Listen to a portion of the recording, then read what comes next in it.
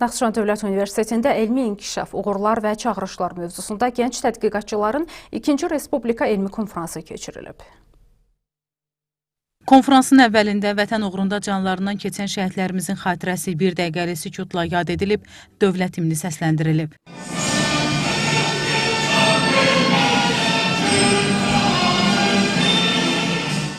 Naxçıvan Dövlət Universitetinin rektoru Elbrus İsayev bildirib ki, ali təhsil ocağında ötən il digər sahələrlə yanaşı elmi fəaliyyətdə də uğurlu nəticələr əldə edilib. Elmi dərəcəli əməkdaşların sayı artaraq 229 nəfərə çatıb, alimlərin Scopusda indeksləşmiş məqalələrinin sayı 2023-cü illə müqayisədə 5 dəfə, indeksləşmiş nəşr sayı isə 2 dəfə artıb. Rektor irəlidə jurnalistikanın vacib sahələrindən biri olan elmi jurnalistikanın inkişafının da diqqətdə olacağını bildirib. Azərbaycan Milli Elmlər Akademiyası Naxçıvan bölməsinin sədri İsmail Hacıyev, Azərbaycan Dövlət İqtisad Universiteti Elmi Fəaliyyətin Təşkili və İdarə Edilməsi Departamentinin direktoru Zahid Məmmədov, Acıbadəm xəstəxanasının ürək-damar klinikasının qurucusu Professor Cem Alhan və Naxçıvan Dövlət Universiteti Magistratura və Doktorantura Mərkəzinin direktoru Çapay Quliyev çıxış ediblər.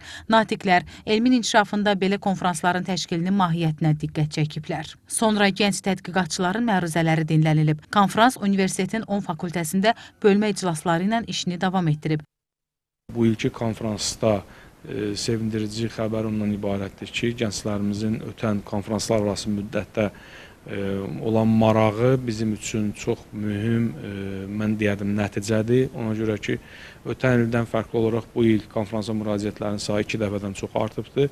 Belə ki, biz 600-dən çox konfransa müraciət var. Təbii ki, bunlar təşkilat komitəsində dəyərləndirilir, qiymətləndirilir və uyğun məruzələr konfrans proqramına əlavə olunubdur. Bugün Naxçıvan Dövlət Universitetində gənclərimizin elmi tədqiqata cəlb olunan gənclərimizin say dinamikası yüksələn xəttlə inkişaf edir. Belə ki, hazırda universitetimizin tələbə kontingentinin 25%-i elmi tədqiqatla məşğul olur. Bu yaxşı bir nəticədir və ötən 5 illə müqayisədə bu 3 dəfədən çox artıbdır və gənclərimizin elmi tədqiqatda cəlb olunması formal xarakter daşımır. Artıq gənclərimiz elmdə öz tədqiqatları ilə söz deyə bilirlər. Həm plener iclasında, həm də bölmə iclaslarında aparılan müzakirələr bir də əyanı göstərir ki, doğrudan da gənclərimizin elmi potensialı ilbəil artır və bunu xüsusilə də Scopus elmi bazasına daxil olan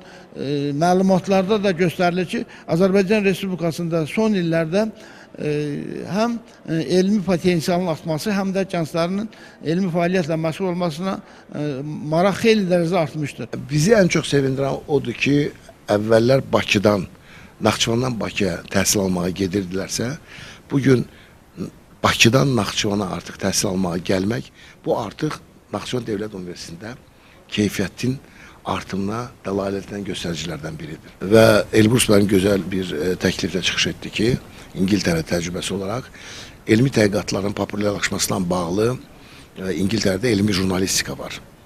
Və ilk dəfə olaraq Naxçıvan Dövlət Universitetində elmi jurnalistika ixtisası açılacaq. Mən hesab edirəm ki, buna böyük tələb olacaq. 2 gün ərzində 12 salonda keçirilən konfransın 13 paneldə hibrid formada bölmə iclasları olub, Respublika üzrə 50 müəssisədən 700-dən çox tədqiqatçının təqdim etdiyi 600-ədək elmi təqdimat müzakirə olunub. Kifayət Mahmudova, Musa Süleymanov, Akşin Məhrəmov, NTV Xəbər.